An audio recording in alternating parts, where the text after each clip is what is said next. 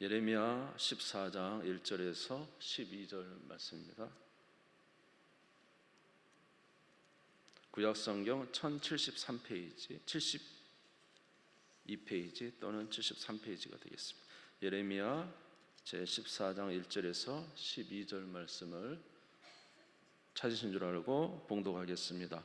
가뭄에 대하여 예레미야에게 임한 여호와의 말씀이라. 유다가 슬퍼하며 성문의 무리가 피곤하여 땅 위에서 애통하니 예루살렘의 부르짖음이 위로 오르도다. 귀인들은 자기 사환들을 보내어 물을 얻으려 하였으나 그들이 우물에 갔어도 물을 얻지 못하여 빈 그릇으로 돌아오니 부끄럽고 근심하여 그들의 머리를 가리며 땅에 비가 없어 지면이 갈라지니 밭가는 자가 부끄러워서 그의 머리를 가리는도다. 들의 암사슴은 새끼를 낳아도 풀이 없으므로 내버리며 들나귀들은 벗은 산 위에 서서 성냥이 같이 헐떡이며 풀이 없으므로 눈이 흐려지는도다. 여호와여, 우리의 죄악이 우리에게 대하여 증언할지라도 주는 주의 이름을 위하여 일하소서. 우리가 타락함이 많으니이다. 우리가 주께 범죄하였나이다. 이스라엘의 소망이시오 고난당한 자의 구원자이시며 이시여, 어찌하여 이 땅에 거류하는 자같이 하룻밤에 유숙하는 나그네같이 하시나이까? 어찌하여 놀란 자 같으시며 구원하지 못하는 용사 같으시니까? 여호와여, 주는 그래도 우리 가운데 계시고 우리는 주의 이름으로 일컬음을 받는 자이오니 우리를 버리지 마옵소서.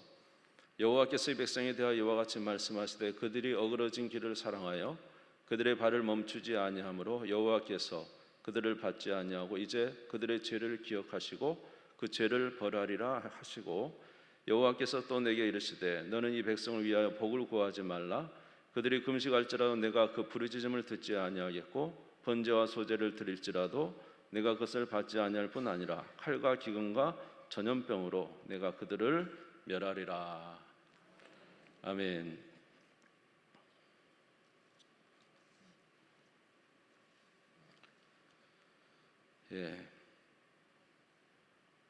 예레미야 말씀을 이제 우리가 보면서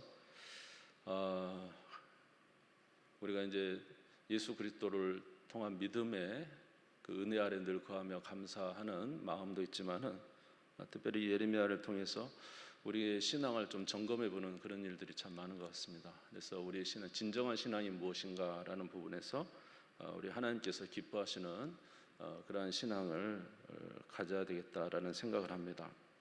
우리는 보편적으로 생각할 때 하나님은 한없이 자비로우시고 그 인내가 영원하신 분이다, 우리가 그렇게 알고 있습니다.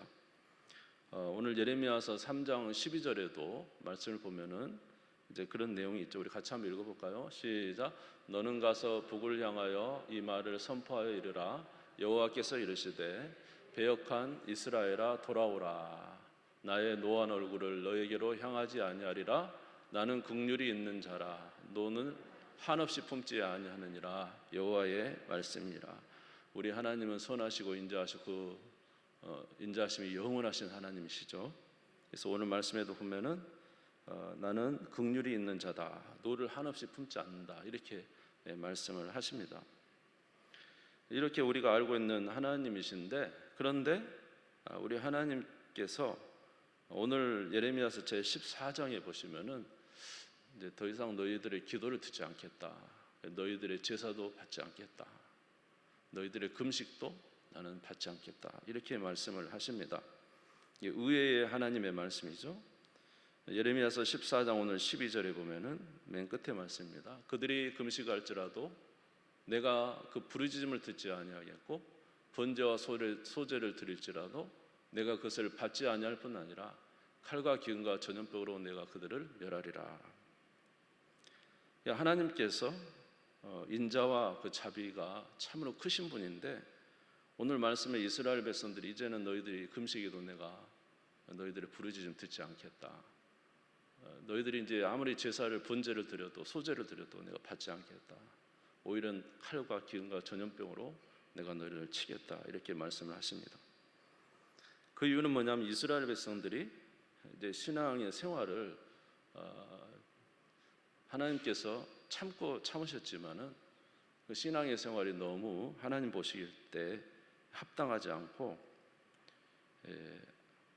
하나님 보실 때 이제 그런 어떤 한계를 넘어선 것이죠. 그들이 행했던 내용에 대해서 이제 나와 있습니다. 예레미야 14장 10절에 보면은 같이 한번 읽겠습니다. 시작. 여호와께서 이 백성에 대하여 이와 같이 말씀하시되 그들이 어그러진 길을 사랑하여 그들의 발을 멈추지 아니하므로 여호와께서 그들을 받지 아니하시고 이제 그들의 죄를 기억하시고 그 죄를 벌하시리라 하시고 그랬습니다. 여기 14장 10절에 보니까 그들이 어그러진 길을 사랑했다. 이제 어그러진 길이 무엇이냐를 봤더니 하나님과 우상 사이를, 그러니까 이방신과 하나님 사이를 오락가락하는 거죠. 그래서 이제 전적으로 돌이키라고 하나님께서 계속 선지자를 통해서 말했는데 이방신을 갖다가 섬기면서도 하나님도 섬기고 오락가락하는 거예요. 어쩔 땐 이리 왔다가 어쩔 땐 저리 가고 그 사이에서 오락가락하는 그 신앙생활을 계속 하는데, 그러다가도 이제 이방 우상들이 그들을 부르면 지체 없이 그들을 향하여 가는 겁니다. 14장 10절에 보니까 다시 14장 10절을 다시 한번 볼까요? 다시 성경을 보셔도 되고, 자, 여호와께서 백성에 대하여 이와 같이 말씀하시되 그들이 어그러진 길을 사랑하여 그들의 뭘 멈추지 않았어요? 발을 멈추지 아니하므로. 이게 발을 멈추지 않았다는 것은 우상을 섬기는데 아주 빨리 갔다는 거예요. 그냥 우상 제사 드리고 우상을 섬기는 일에는 너무 빨리 그들이 그곳을 향하여 달려갔다는 것입니다. 그러니까 그들이 이런 일을 행함으로 하나님께서 하나님과 우상 사이를 계속 오락가락하고 우상 섬기는 데 발이 빠르고, 이제 그 시기가 차버린 거예요. 하나님께서 생각하시는 그 수준을 넘어선 것입니다. 그래서 하나님께서 말씀하시기를 이제 내가 그들의 제사를 받지 않겠다 이렇게 말씀하십니다. 예레미야 2장 25절에도 같은 내용이 나와 있어요.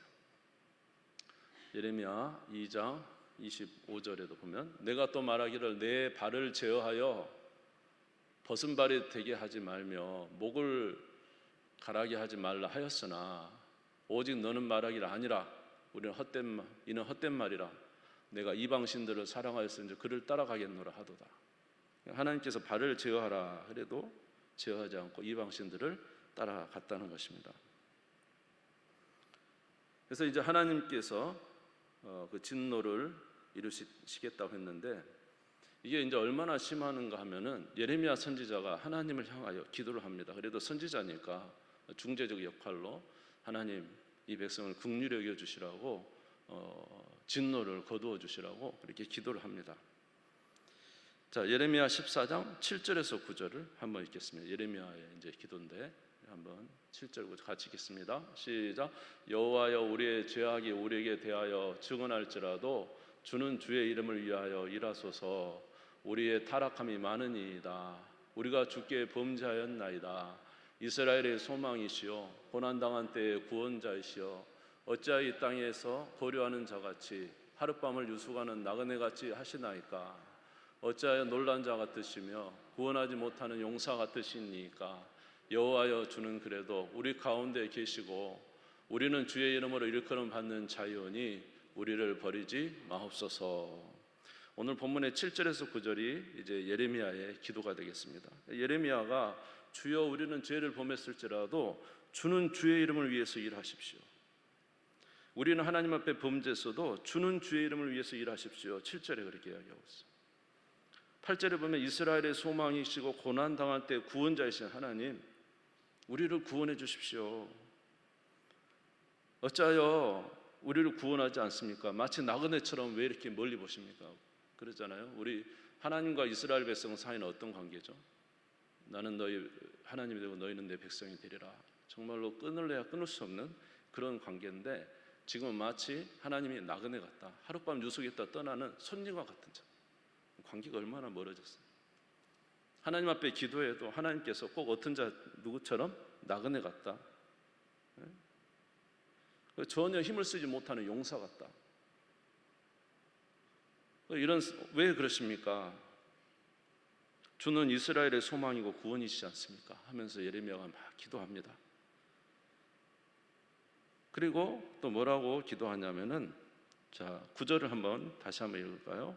9절 성경을 보면서 읽을까요? 시작.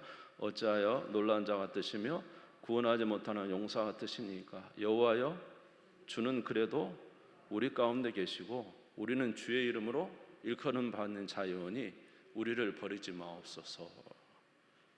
그래도 주는 우리 가운데 계시고 우리는 주의 이름을 일컫는 바 된 자 아닙니까? 그러니 우리를 버리지 마옵소서. 지금 이 예레미야의 기도가 어떻게 보면 하나님 앞에 호소하는 최고의 기도 같아요. 주는 우리 하나님이시지 않습니까? 주는 환난 날에 우리의 구원이시지 않습니까? 그래도 우리가 범죄했을지라도 주님은 우리 가운데 계시지 않습니까? 우리는 주의 이름을 일컬음 받는 주의 백성이지 않습니까? 그러니 우리를 구원해 주옵소서. 이렇게 기도하고 예레미야. 그런데 놀랍게도 하나님 뭐라고 하시냐면 14장 11절에 이렇게 예레미야에게 말씀합니다. 14장 10절 같이 읽겠습니다. 시작. 여호와께서 또 내게 이르시되 너는 이 백성을 위하여 복을 구하지 말라.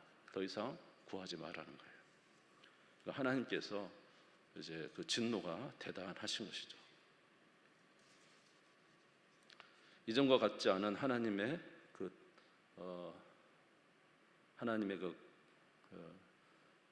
강인함, 어쩌면 하나님께서 더 이상 마음을 돌이키지 않으시는 그런 내용들이 기록되어 있는 것입니다.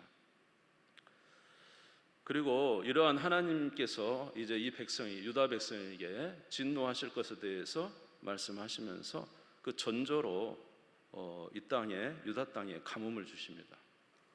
예레미야 14장 3절에 보니까 귀인들이 이제 물을 얻으러 가는데 물이 없어요. 귀인들은 자기 사원들을 보내어 물을 얻으려고 하였으나 그들이 우물가에 갔어도 물을 얻지 못하며 빈 그릇으로 돌아오니 부끄럽고 근심하여 그들의 머리를 가리며 가뭄이 왔는데 얼마나 가뭄이 왔는지 귀인들이 이제 사원을 보내서 물을 떠오라 그런 거예요. 가서 우물가에 갔더니 물이 없어요. 그러니까 빈 그릇으로 오는 거예요. 사원들이 빈 그릇에 와서 주인의 얼굴을 보는데 부끄러워서 얼굴을 숙이는 거예요. 물이 없습니다. 또 밭 가는 자들이 밭을 가는데 비가 없으니까 땅이 쩍쩍 갈라진 거죠. 예레미야 14장 4절에 보면은 14장 4절 땅에 비가 없어 지면이 갈라지니 밭 가는 자가 부끄러워서 그의 머리를 갑니다. 밭을 갈았는데 푸석푸석한 땅이 갈라지는 비가 없는 이런 거죠. 또한 짐승들은 다 이제 죽어요. 예레미야 14장 4절에서 5절에 보면은 이게 하나님의 징조라는 것이죠. 땅에 비가 없어 지면이 갈라지니 5절 6절 5절 6절인데 5절 붙을까요? 5절. 들에 암사슴은 새끼를 낳아도 풀이 없으므로 내버려요. 암사슴이 새끼를 낳는데도 풀이 없어 젖을 못 주니까 버려버려 새끼를. 그 정도로 가무해요. 6절도 보니까 들나귀들은 벗은 산 위에 서서 승냥이가 헐떡거리며 풀이 없으므로 눈이 흐려져요. 들나귀는 특별히 이 가뭄에 강한 동물이래요. 그런데 벗은 산에 풀이 없어서 헐떡거리면서 죽어간다. 이 가뭄이 왔어요. 그러니까 이런 가뭄의 이 모든 것이 사실은 무엇을 나타냅니까? 하나님의 심판의 징조. 이제 하나님의 심판이 곧 올 것에 대한 징조로 가뭄이 온 것이죠. 로마서 8장 20절에서 22절에 보면은 로마서 8장 20절 22절 피조물이 허무한데 굴복한 것은 자기 뜻이 아니오 오직 굴복하게 하신 이로 말미암으라. 그가 바라는 것은 피조물도 썩어짐의 종로를 한 데서 해방되어 하나님의 자녀들의 영광의 자유에 이르는 것이니라. 피조물이 다 이제까지 함께 탄식하며 함께 고통을 겪고 있는 것을 우리가 아느니라. 그러니까 이 땅에 사는 사람들이 하나님의 형상으로 만들어진 사람들이 하나님의 법대로 살지 않으면 이 땅의 모든 자연만물도 함께 고통을 겪는다. 가뭄의 고통이 있는 것이죠. 특별히 성경에도 하나님 말씀대로 살지 아니하면은 하나님께서 이 땅에 자연의 재앙을 내리시겠다고 말씀하셨어요. 레위기 26장 18절에서 20절에 보면은 이제 재앙을 내리시겠다고 말씀하셨어요. 같이 읽겠습니다. 시작. 또 만일 너희가 그렇게까지 되어도 내게 청종하지 아니하면 너희의 죄로 말미암아 내가 너희를 7배나 더 징벌하리라. 내가 너희의 세력으로 말미암은 교만을 꺾고 너희의 하늘을 철과 같게 하며 너희 땅을 녹과 같게 하리니 너희의 수고가 헛될지라. 땅은 산물을 내지 아니하고 땅에 남은 그 열매를 맺지 아니하. 하늘이 철과 같대요. 녹과 같대요. 비가 전혀 없고 아무리 사람의 수고가 상관없이 이렇게 허무하게 된다고 말씀하고 있습니다. 그래서 이런 흉년이 오거나 가뭄이 오는 것은 성경에서는 하나님께서 그 백성들에게 재앙을 내리시는 것으로 많이 표현되어 있습니다. 그러니까 지금 유다 백성에게 이런 가뭄이 온 것은 하나님께서 이제 그들을 떠나셨다는 징조가 되는 것이죠. 그래서 정말 이스라엘 백성들에게 있어서 가장 큰 문제는 이런, 물론 물이 없어서, 정말로 이 귀인들이 물이 없어서 애통하고 밭 가는 자가 물이 없어서 밭을 못 가는 이런 것도 있지만, 가장 근본적인 원인은, 성경에서 말하는 원인은 그들이 생수인 누구를 버린 겁니까? 생수인 하나님을 버리니까 자연 만물까지 다 그렇게 왔다는 거예요. 그들이 생수인 하나님을 버리고 터진 웅덩이를 팠다. 그러니까 생수 대신, 생명 대신 하나님을 버리니까 모든 것에도 메마름이 왔어요. 예레미야 17장 13절에도 보니까 주께서 이렇게, 예레미야 17장 13절 같이 읽겠습니다. 시작. 이스라엘의 소망이신 여호와여, 무릇 주를 버리는 자는 다 수치를 당할 것이라. 무릇 여호와를 떠나는 자는 흙에 기록이 되어오리니 이는 생수의 근원이신 여호와를 버림이라. 생수의 근원 대신 여호와를 버렸어요. 영혼이 피폐해지고 자연 만물까지 피폐해지고. 그래서 지금 현재 이스라엘 백성들은 이제서 온 나라가 너무 큰 가뭄이 오니까 하나님을 향하여 애통하며 소리를 올려드리고 있어요. 예레미야 14장 1절에서 2절의 말씀을 보시면, 1절에서 2절의 말씀을 보시면, 가뭄에 대하여 예레미야에게 임한 여호와의 말씀에 유다가 슬퍼하며 성문에 무리가 피곤하여 땅에서 애통한 예루살렘 부르짖음이 위로 오는다. 성문의 무리가, 지금 유다의 많은 무리가 피곤해서 애통을 거기서 막 울면서 하나님께 그 부르짖음이 하늘에 위로 올라갈 정도로 지금 온 나라에 이 가뭄 때문에 애통이 왔다는 거죠. 그런데 하나님께서 듣습니까? 듣지 않으시죠. 오늘 이 주시는 말씀을 통하여 우리가 생각할 수 있는 것은, 하나님은 인자하신 하나님이시지만, 인자하신 하나님은 하나님의 인자에도 그 하나님이 인자하심에 그 지점이 있다는 거죠. 그 인자하심을 철폐할 지점이 있다는 거예요. 그래서 우리는 이걸 잃어버리시면, 인내를 하나님께서 정하신 시점이 있어요. 그래서 하나님께서 이스라엘 백성들에게 계속 인내하시며 기다리시지만은, 어떤 이스라엘 백성들이 하나님을 떠난 악이 그 수준을 넘어갈 때는 하나님께서 이제는 심판의 때에 역사하시고 징계를 시작하십니다. 여러분, 사사기를 보면 우리가 알 수가 있듯이, 사사시대에 하나님께서 가나안 땅을 주시고 그들이 심지 않은 양식을 먹게 하시고 성에 살게 하시고 그렇게 살게 했잖아요. 그런데 그들이 하나님만 섬겨야 되는데 우상을 섬기고 이방 여인을 만나고 악을 행하게 되니까 하나님께서 그대로 두시지만, 때가 되면 어떻게 해요? 이제 더 이상 안 돼요. 그러니까 이방 민족을 보내서 아주 기드온 때는 뭐예요? 메뚜기처럼 와서 다 쓸어버리잖아요. 얼마나 비참하게 됩니까? 다시 기드온을 통해서 구원해 내시면 하나님을 섬겨야 되잖아요. 또 하나님을 또 떠나요. 또 일정 기간의 시간을 두십니다. 그러나 또 하나님을 떠나면 하나님이 때가 되면 안 되면 또 이방 민족을 보내서 징계를 시작하십니다. 그러니까 하나님께서 기다리시고 기다리시는 때가 있지만은, 또 하나님께서 그 수준에 넘어설 때는 하나님께서 징계를 하시는 것을 우리가 알 수가 있습니다. 그러므로 여러분, 이런 하나님의 징계가 오기 전에 주께 돌이키는 저와 여러분 되시기를 주의 이름으로 축원합니다. 그런데 우리가 한 가지 알아야 될 것이 있어요. 하나님께서 인내를 하지 못하시고 악을 보시고 그 백성들의 악을 보시고 인내하지 못하시는 게 아니에요. 사실은 알고 보면 하나님께서 인내하지 못하는 게 아니고, 하나님의 심판은 바로 우리들의 죄가 하나님 보실 때 그 수준을 넘어서는 때에 하나님이 징계하시는 것입니다. 우리는 하나님의 인자하심이 영원하시다 하면서 왜 우리를 그 인자하심으로 영원토록 우리를 인자하심으로 대하시지 왜 그렇게 하십니까? 하지만은 성경에 기록된 대로 하나님은 그 백성들의 삶을 인내하시고 지켜주시지만은, 하나님 보실 때 이제 더 이상의 이 수준을 넘어가면 안 돼. 더 이상 이 수준을 넘어가면은 큰일 나요. 그럴 때는 하나님께서 징계하시니까 사실은 하나님이 참지 못하신 게 아니라 우리가 지금 뭐 하고 있는 겁니까? 하나님께서 정해놓으신 그 위기의 시점을 넘어가는 거죠. 노아의 방주 말씀도 드렸지만은 노아의 방주에서 하나님께서 인내하시고 참고 또 참았다. 그런데 이제는 더 이상 안 되겠어요. 더 이상 참으면은 노아와 여덟 식구까지 악에 빠지게 생겼어요. 온 세상이 전체가 다 온통 악이니까 더 이상 놔두면은 노아와 여덟 식구마저 악에 빠져 하나님의 심판에 죽게 된다. 만약에 노아와 그 여덟 가족이 죽게 되면 어떻게 돼요? 예수님 못 오시잖아요. 노아의 후손으로 와야 돼요. 그러니까 하나님께서 노아 여덟 식구까지 남겨두시고 나머지는 이제 심판을 하신 것입니다.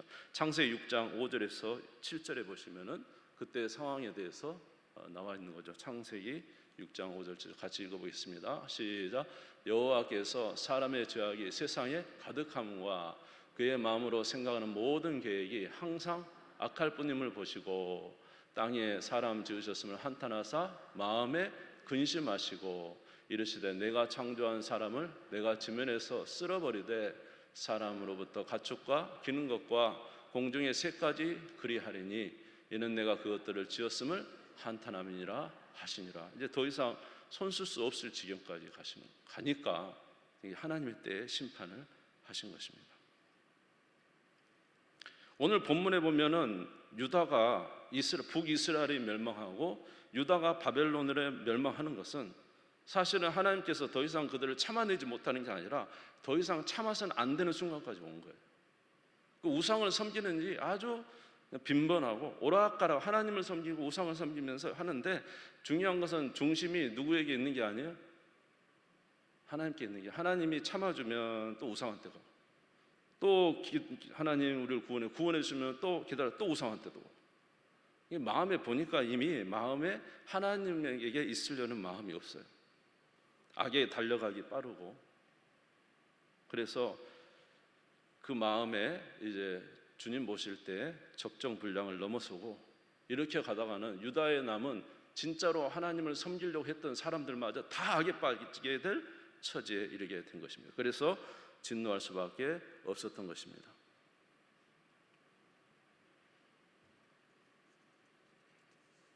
그래서 만약에 지금 이 유다를 징계해서 바벨론으로 그들을 치지 않으면 지금 유다에 남아있는 몇몇 사람, 그래서 갈멜살 삶 속에 있는 어린 양 같은 그 떼들을 제발 하나님께서 구원해 주시라고 소선지자에 보면은 나와 있잖아요. 그러니까 그들을 어떻게 합니까? 바벨론으로 심판을 해서 그들을 어디로 데려가야 돼요? 바벨론으로 데려가서 거기서 그들을 이게 이제 포로로 간 거지만 하나님 입장에서는 보호를 한 거예요. 바벨론을 보호해서 거기서 다니엘도 나오고 다니엘의 세 친구도 나오고 거기서 하나님을 섬기는 에스라도 나오고 느헤미야도 나오고 거기서 하나님만을 경외하는 새로운 하나님의 백성들을 거기서 연단시키고 새롭게 하셔서 다시 돌이키기 위해서 하나님께서 드디어 심판을 하신 거예요. 더 이상 기다릴 수 없는 상황이 된 거예요. 무슨 말인지 이해가 되십니까? 네. 그래서 오늘날 우리도 생각해 보면은 여러분 우리 자신을 한번 잘 돌아보시기 바랍니다. 저와 여러분은 하나님과 우상 사이를 반복하면서 왔다 갔다 하면서 하고 있지는 않습니까? 우리는 죄에 빨리 가고 있지 않아요? 하나님은 늘 우리에게 자비를 베풀어 주신다고 생각하지만은 만약에 우리가 하나님께서 생각하시는 적정한 수준을 넘어가서 또다시 죄를 범하고 이제는 더 이상 이렇게 하면 안 되겠다라고 생각된다고 한다면 하나님께서 우리를 징계하시지 않을까요? 왜냐하면은 따라서 볼까요? 징계는 또 다른 구원이다. 지금 징계하지 않으면 큰일 나는 거예요. 이러다가는 완전히 죽게 생긴 거예요. 하나님께서 진노하시는 거죠. 제가 중학교 때까지 저에게는 확신이 있었습니다. 내가 열심히 하면 뭐든지 될 수 있다. 왜냐하면 사람들이 그때만 해도 시골 교회인데도 불구하고 잘난 척한 거죠. 그래도 또 공부도 잘했고 중학교까지 옆에 있는 친구들도 다 공부 잘한다고 좋은 고등학교 갔고 그런데 공부도 조금 했는데 좋은 고등학교 갔어요. 그렇게 막 나는 머리가 엄청나게 좋은 거야. 조금만 하면 나는 다 잘 될 수 있어. 그래가지고 고등학교 갔는데 아주 고등학교에서 아주 그냥 밑바닥을 너무 많이 쳐가지고 엄청 고생하고 뭐 하나 제대로 연애 하나 제대로 못하지, 학교가 맨날 두드려 맞지, 자취생활 고통스러워. 그래서 이제 그때 제가 느낀 게 뭐냐면은 나보다 똑똑한 놈들이 이 세상에 너무나 많구나, 그렇게 생각하고 그때 이제 하나님께서 저를 치셨는데 얼마나 쳐버렸는지 완전히 이제 우울감을 다 깨버린 거예요. 그래서 저는 정말 아무것도 아니구나라는, 나는 정말 아무것도 할 수 없는 놈이구나. 그래서 정말로 바닥까지 제 나름대로는 떨어졌었습니다. 그래서 뭐 이거 비유가 될런지 모르겠지만, 그러니까 하나님께서 더 이상 이놈 이대로 놔뒀다가는 정말로 이거 안 되겠구나 생각해서 하나님이 그때 치신 것 같아요. 그래서 쳐가지고 그때 이후로는 절대로 이제 남을 이제 작게 보지 않습니다. 왜냐하면 제가 중학교 때 제가 이제 제 옆에 뒤에 이제 친구들이 있는데 항상 시험을 보면 걔네들이 나를 보고 컨닝을 하려고 아주 기웃기웃 했었거든요. 그러면 제가 이제 그랬거든요. 야, 똑같이 공부하는데 너 왜 이렇게 공부를 못하냐? 그랬거든요.